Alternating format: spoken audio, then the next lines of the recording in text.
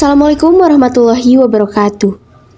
Para sahabat sejarah dan kisah, ini adalah peristiwa tragis tentang si pembakar Al-Quran yang ditembak oleh seseorang yang tak dikenal. Sebagaimana dikutip dari Stockholm, Salwan Momika, 38 tahun, pengungsi Irak telah berkali-kali membakar Al-Quran di Swedia.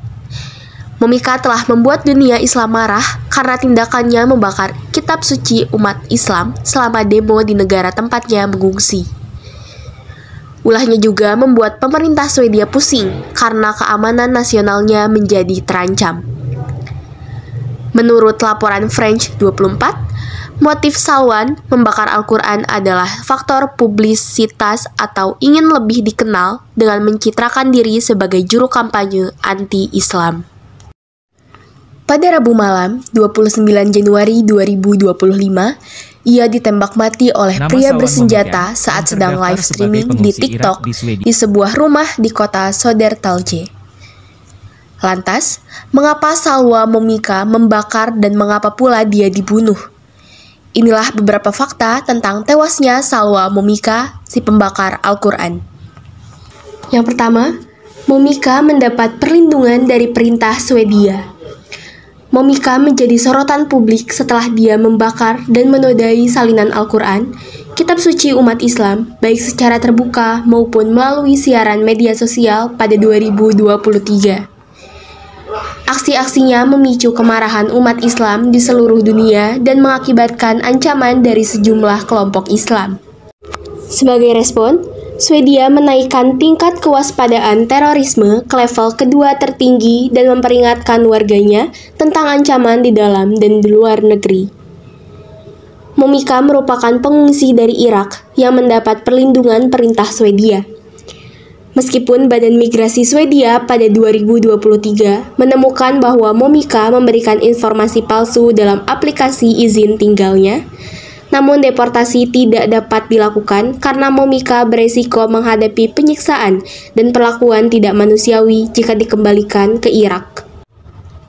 Meskipun pemerintah Swedia mengutuk aksi pembakaran Al-Quran, namun pemerintah Swedia tersebut menganggap tindakan Momika sebagai bentuk kebebasan berekspresi dan berbicara yang dilindungi di bawah hukum Swedia. Hal ini memicu ketegangan diplomatik dengan beberapa negara Muslim termasuk Iran. Pemimpin tertinggi Iran, Ayatollah Ali Khamenei, pada 2023 menyatakan bahwa orang-orang yang menodai Al-Quran harus menghadapi hukuman paling berat dan menuduh Swedia memulai perang terhadap dunia Muslim dengan mendukung pelaku pembakaran. Yang kedua, Momika merasa tak aman sejak bakar Al-Quran. Meskipun mendapatkan perlindungan polisi selama demo membakar Al-Quran, namun pengacara Momika, Anna Roth, mengatakan kepada kantor berita TT bahwa sejauh pengetahuannya, kliennya tidak mendapatkan perlindungan di rumah. Pengungsi Irak itu sudah merasa tidak aman sejak aksinya membakar Al-Quran berulang kali di Swedia. Dia sangat menyadari bahwa ada ancaman besar terhadapnya. Ada harga yang harus dibayar untuk kepalanya, kata Roth. Pada bulan Maret 2024, Momika meninggalkan Swedia untuk mencari suaka di Norwegia dan mengatakan kepada agen French Press bahwa kebebasan berekspresi dan perlindungan hak asasi manusia di Swedia adalah kebohongan besar. Norwegia mendeportasinya kembali ke Swedia hanya beberapa minggu kemudian. Yang ketiga, polisi tangkap 5 orang atas penembakan Momika. Polisi Swedia pada hari Kamis mengatakan 5 orang telah ditangkap atas penembakan Momika. Namun, polisi tidak mengatakan apakah penembak itu termasuk di antara mereka yang ditangkap.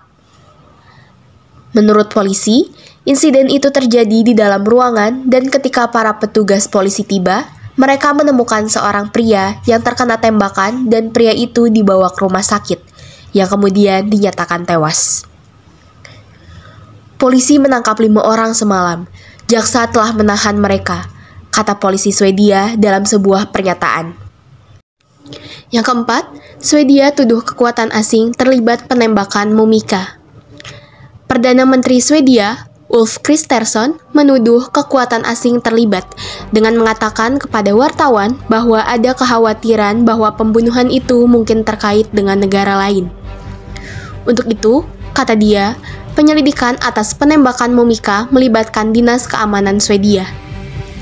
Saya dapat meyakinkan Anda bahwa Dinas Keamanan terlibat secara mendalam karena jelas ada resiko bahwa ada hubungan dengan kekuatan asing, katanya. Wakil Perdana Menteri Swedia, Ebba Busch, mengutuk pembunuhan itu. Ini adalah ancaman bagi demokrasi bebas kita. Ini harus dihadapi dengan kekuatan penuh masyarakat kita, tulisnya di aplikasi X. Sedangkan Dinas Keamanan Swedia mengatakan polisi memimpin penyelidikan. Tetapi kami mengikuti perkembangan peristiwa dengan seksama untuk melihat dampak apa yang mungkin terjadi pada keamanan Swedia, katanya. Tahun lalu, lembaga itu mengatakan pemerintah Iran telah menggunakan jaringan kriminal di Swedia untuk melakukan tindakan kekerasan terhadap negara, kelompok, dan individu lain.